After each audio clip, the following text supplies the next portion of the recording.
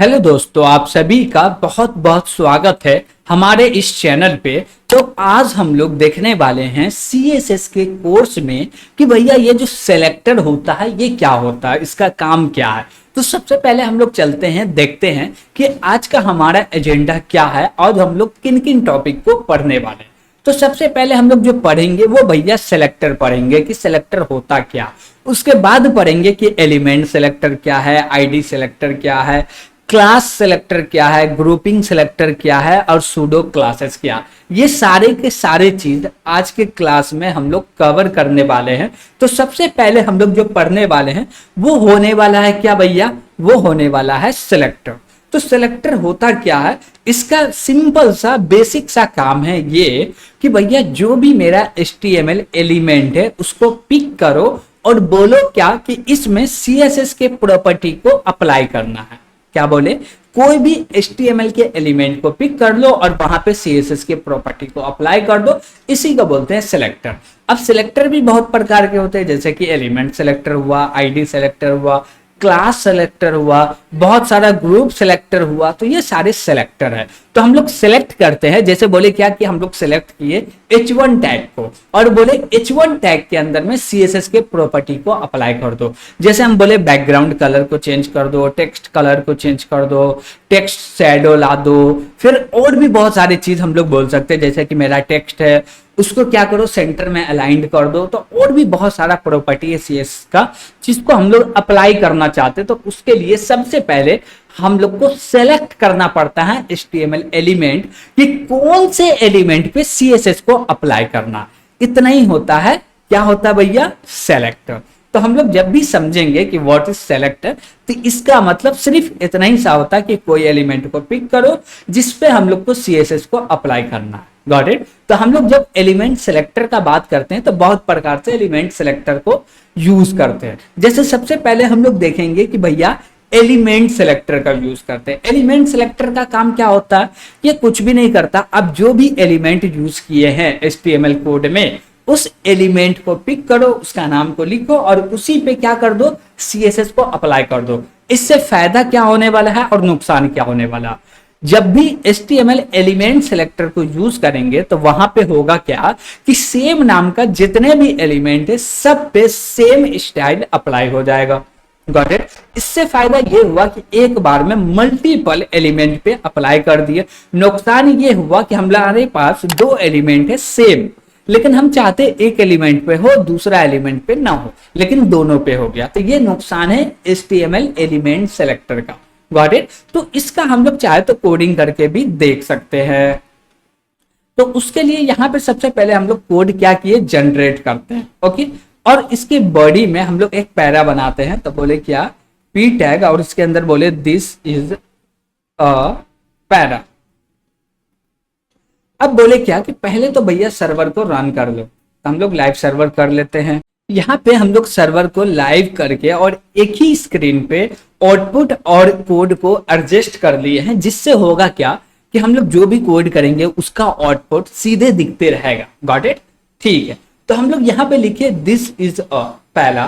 तो यहाँ पे पैरा प्रिंट हो गया। अब इस पे हम लोग को क्या करना है, STL यानी कि हम लोग सीधे सिंपल सा बोले तो एलिमेंट सेलेक्टर का यूज करना। तो इसके लिए हम लोग एक CSS का फाइल लेंगे जिसका नाम रखें style.css और यहाँ पे बोलेंगे क्या कि कौन से एलिमेंट पे अप्लाई करना है भैया। तो हम लोग बोलेंगे P एलिमेंट पे। ओके। और कर्ली ब्रेसेस लगा के यहाँ पे CSS के प्रॉपर्टी को डालेंगे। तो हम लोग सीधे बोलेंगे क्या कि भैया कलर कर दो टेक्स्ट का, वो कलर होने वाला है ब्राउन। तो हम लोग टेक्स्ट का ब्राउन कलर कर दिए, लेकिन अभी तक अप्लाई नहीं हुआ। ऐसा क्यों है, ऐसा इसलिए है क्योंकि ये जो मेरा style.css है इसको हम लोग क्या किए हैं भैया, लिंक नहीं करे हैं अपने HTML फाइल से। तो हम लोग पहले क्या करेंगे भैया, लिंक करेंगे। तो लिंक कहाँ पे करते हैं, तो हेड टैग के अंदर में। तो यहाँ पे बोलेंगे क्या भैया, लिंक, और लिंक पे आएंगे और यहाँ पे href के अंदर में ID देंगे। ID क्या देंगे, बोलेंगे style.css। और जैसे ही इसको लिंक किए यहाँ पे क्या हुआ भैया, प्रॉपर्टी चेंज हो गया, यानी कि जो भी मेरा टेक्स्ट का कलर था वो चेंज हो गया। तो इसको हम लोग बोलते हैं एलिमेंट सेलेक्टर। अब मान लीजिए कि आप दूसरा पैरा बना रहे हैं। ओके। हम लोग बोले क्या कि this is second para. Okay, तो यहां पे देख सकते हैं कि दूसरा जो पैराग्राफ है उस पे भी सेम CSS अप्लाई हो गया। Got it. तो आप P नाम का टैग जितना भी यूज करेंगे, आप एक टैग के अंदर में CSS अप्लाई किए तो वो पूरे के पूरे एलिमेंट में अप्लाई हो जाएगा, यानी कि P टैग में, पैराग्राफ टैग में। Got it. तो इसको हम लोग क्या बोलते हैं भैया? एलिमेंट सेलेक्टर, यानी कि एलिमेंट के नाम से हम लोग सेलेक्ट कर रहे हैं और उस पे CSS के प्रॉपर्टी को इंप्लीमेंट कर रहे हैं। ओके, ठीक है। उसके बाद हम लोग देखते हैं क्या, अब हम लोग देखेंगे आईडी सेलेक्टर। क्या देखेंगे भैया? ID selector. आईडी सेलेक्टर क्या करता है भैया? यह आईडी सेलेक्टर बोलता है क्या कि जब भी आप HTML एलिमेंट लिखो तो उसका कुछ आईडी क्रिएट करो। क्या क्रिएट करो? आईडी। कुछ उसका नाम दो, कुछ आईडी बनाओ और उस आईडी को CSS फाइल में यूज करके उस पे क्या करो भैया? CSS को अप्लाई कर दो। और आईडी का यूज इसलिए करते हैं कि हम लोग इंडिविजुअल एलिमेंट पे अलग अलग CSS को अप्लाई कर सके। जैसे कि हम लोग बोले क्या कि ये जो मेरा सेकेंड वाला है इसका आईडी दे दिए, बोले आईडी क्या बोले भैया? इक्वल टू, और इसका आईडी दे दिए क्या? P2। आईडी क्या दे दिए? P2। तो हम लोग चाहते क्या कि P2 पे अप्लाई हो जाए। क्या अप्लाई हो जाए? P2 पे।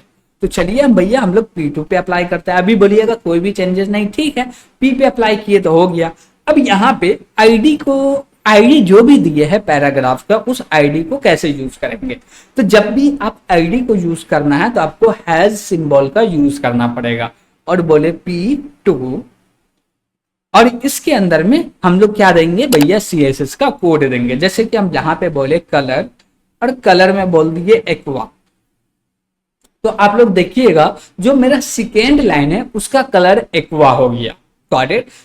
अब ये क्या हम लोग किए कि भैया जो भी मेरा एलिमेंट सेलेक्टर है वो तो सेलेक्ट करके कलर कर दिया, लेकिन हम लोग चाहते क्या कि कोई ऐसा P टैग है जिसमें हम अलग से CSS को अप्लाई करना चाहते हैं या उसका कुछ अलग प्रॉपर्टी को सेट करना चाहते हैं। तो उसके लिए हम लोग उसका आईडी दे दिया और उस आईडी के मदद से हम लोग यहाँ पे क्या किए? कलर कर दिए, बैकग्राउंड, जो भी करना है कर दो। अब जैसे हम लोग बोले टेक्स्ट को क्या कर दो? सेंटर में कर दो। तो हम लोग बोलेंगे क्या? टेक्स्ट अलाइन, और इसका वैल्यू दे देंगे सेंटर। तो अब ये कहां चला गया? सेंटर में चला गया। तो हम लोग क्या किए? एक ही पैराग्राफ टैग पे क्या किए भैया? CSS को अप्लाई किए। किसके मदद से? आईडी सेलेक्टर के मदद से। Got it. ठीक है, अब हम लोग आगे बढ़ते हैं भैया। आगे का जो मेरा चीज है वो है क्लास सेलेक्टर। क्लास सेलेक्टर क्या बोलता है कि भैया तुम बहुत सारे एलिमेंट जो है उसका सेम नाम दे सकते हैं और उस सेम नाम से एक क्लास बन जाएगा। Got it. यानी कि हम लोग आईडी जैसे दिए उसी प्रकार से क्लास सेट कर देंगे और उसके नाम से हम लोग क्या कर सकते? उसको क्या कर सकते हैं भैया? CSS दे सकते हैं, यानी कि CSS अप्लाई कर सकते हैं। वो कैसे? हम लोग बोले क्या कि यहाँ पे क्लास क्रिएट करो, तो हम लोग एक डिव क्रिएट करते हैं। तो हम लोग बोलेंगे क्या? डिव। इसके लिए हम लोग बोले डॉट बॉक्स।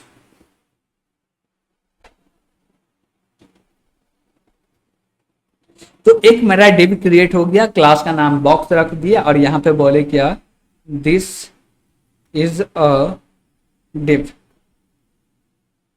ओके, अब भी देखिए कि डिव के ऊपर कोई भी चीज अप्लाई नहीं है, कोई भी CSS अप्लाई नहीं है, जो बाय डिफॉल्ट है वो चला। अब हम लोग चाहते क्या है कि इसमें थोड़ा सा CSS को अप्लाई करते हैं। तो हम लोग डायरेक्ट बोलेंगे कि क्लास के नाम से एक्सेस कर लो, या हम लोग एलिमेंट सेलेक्टर का भी यूज कर सकते हैं। लेकिन एलिमेंट सेलेक्टर का यूज करेंगे तो जितना डिव होगा सब पे लागू हो जाएगा, लेकिन हम चाहते हैं जिस डिव का क्लास बॉक्स है उसी पे अप्लाई करना है। तो हम लोग बोलेंगे क्या? Dot box. ओके, और इसके बाद हम लोग बोलेंगे क्या? इसके अंदर में क्या कर दो भैया? CSS को अप्लाई कर दो। जैसे हम बोले क्या कि डिव है बॉक्स नाम का क्रिएट किए, तो हम लोग एक बॉक्स क्रिएट करते हैं। तो हम लोग बोले क्या? बॉर्डर, और बॉर्डर बोले 1 पिक्सल सॉलिड, और हम लोग कौन सा ब्लैक ले लेते हैं, सॉलिड ब्लैक। Got it. तो यहां पे देख सकते हैं एक क्या हुआ भैया डिव क्रिएट हो गया, यानी कि बॉक्स क्रिएट हो गया जिसका एक बॉर्डर है 1 पिक्सल सॉलिड ब्लैक। अब हम लोग बोलते हैं क्या, इसका विड्थ और हाइट दोनों को डिफाइन करते हैं। बोले भैया इसका जो हाइट है वो तुम कर दो 100 पिक्सल। ओके, ठीक है, तो इसका 100 पिक्सल हो गया। अब हम बोले क्या कि इसका जो विड्थ है वो भी डिफाइन कर दो, तो विड्थ डिफाइन कर देते हैं भैया 150 पिक्सल। ओके, ठीक है, तो इसका 150 पिक्सल हो गया। अब हम लोग चाहेंगे कि भैया इसका बैकग्राउंड चेंज कर दो, तो हम लोग बोलेंगे क्या, बैकग्राउंड कलर। और बैकग्राउंड कलर में हम लोग थोड़ा सा कस्टमाइज ले लेते हैं भैया, इसको कस्टमाइज कर देते हैं ये गॉट इट। कुछ आईडीज आ गया, हम लोग जब कलर पढ़ेंगे तो वहां पे समझेंगे इसका मतलब, ठीक। अब ये जो मेरा टेक्स्ट है इसको चाहते भैया इसके सेंटर में आ जाए, आएगा क्या, तो चलिए हम लोग करके देखते हैं कि भैया सेंटर में आ रहा है क्या। तो हम लोग बोले क्या, टेक्स्ट अलाइन, और इसको बोल दिए सेंटर। आ रहा है क्या सेंटर में, यस, टेक्स्ट कहां पे आ गया, सेंटर में आ गया। तो हम लोग क्या किए, एक बॉक्स क्रिएट किए, उसके ऊपर कुछ कुछ सीएसएस प्रॉपर्टी को अप्लाई कर दिए।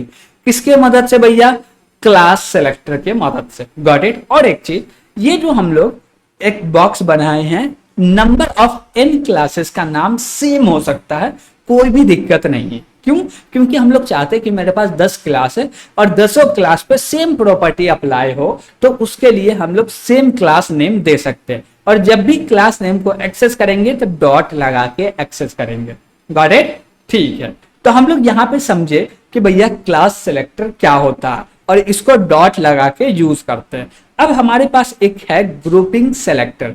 ग्रुपिंग सेलेक्टर क्या होता है, ये बोलता है क्या कि मल्टीपल जो एलिमेंट है उसको एक साथ कॉमा लगा के ग्रुप करके उस पर सीएसएस अप्लाई कर दो। जैसे कि हम लोग यहाँ पे बोले क्या कि मेरे पास पी है और डिव है, हम लोग चाहते दोनों पे सेम अप्लाई करना, गॉट इट। तो हम लोग यहाँ पे बोले इसको कमेंट कर दो, पूरे को कमेंट कर लेते, ओके।